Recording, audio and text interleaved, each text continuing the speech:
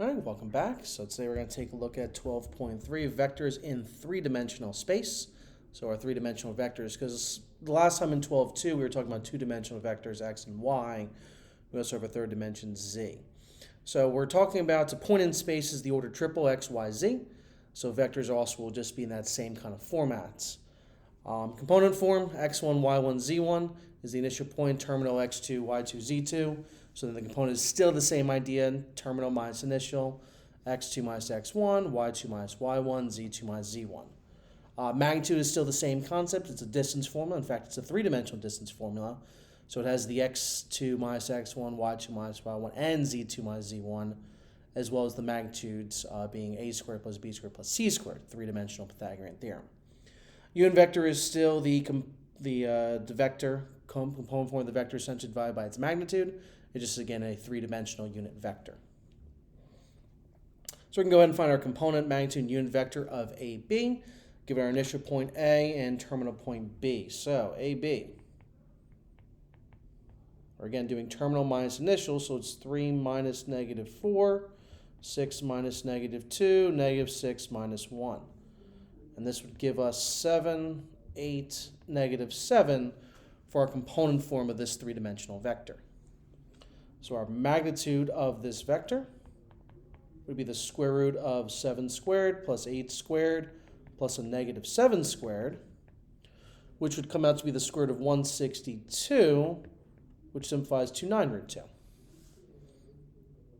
And then our unit vector of this would be the 7, 8, -7 divided by that 9 root 2. So we are going to have to rationalize each of those pieces, getting 14 root 2. Oops, not 14 root 2. Sorry, that's still be a 7 root 2. Let's fix that. So 7 root 2 over 18. We'd get 8 root 2 over 18. And then we get -7 root 2 over 18. So that middle one would have to reduce. So we had 7 root 2 over 18. This would then be 4 root 2 over 9, and then -7 root 2 over 18. All right, so again, rationalizing, make sure we're just multiplying top and bottom by the appropriate square root.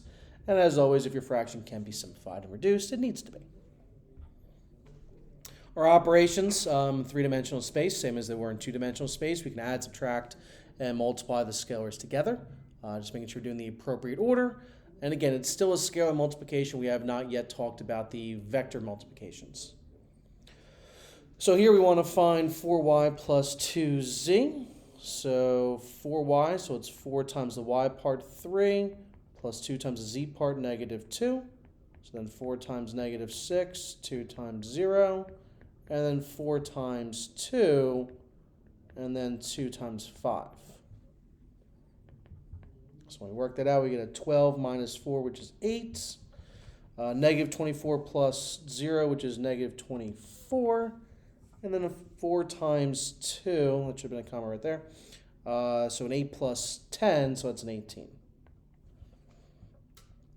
If we got a couple more vectors going on there, so we have 2w minus z plus 3y.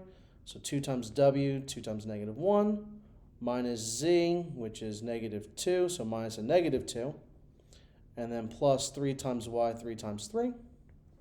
And then repeat for each of the other components of there. So we've got 2 times 4 minus 0 plus 3 times -6. And then 2 times -4 minus 5 plus 3 times 2. So we get -2 minus -2, so -2 plus 2, which cancels out. 3 times 3 is a 9. 2 times 4 is 8, minus 0. 3 times -6 is -18, so 8 minus 18 is a -10. And then finally, 2 times -4 is -8. 3 times 2 is 6. -8 minus 5, -13, plus 6 is a -7. So basic arithmetic, as long as you're careful with the math there, putting in the correct order, multiplying out in the correct numbers, it's really not going to be that terrible. Just make sure you're careful. So our linear combinations, so we talked about i's, j's, and we also have k's. So I now, because it's three-dimensional, is 1, 0, 0, j is 0, 1, 0, and k is 0, 0, 1. So if I'm having my component form ABC, The linear combination form is AI plus BJ plus CK. So if I want to write this one as our linear combination, we first find our component form, FG. So we would have -1 minus 4, -3 minus -7, and 9 minus 1, which gives us -5, 4, and 8 when we go through our basic operations, which then putting into its linear combination format is -5i plus 4j plus 8k.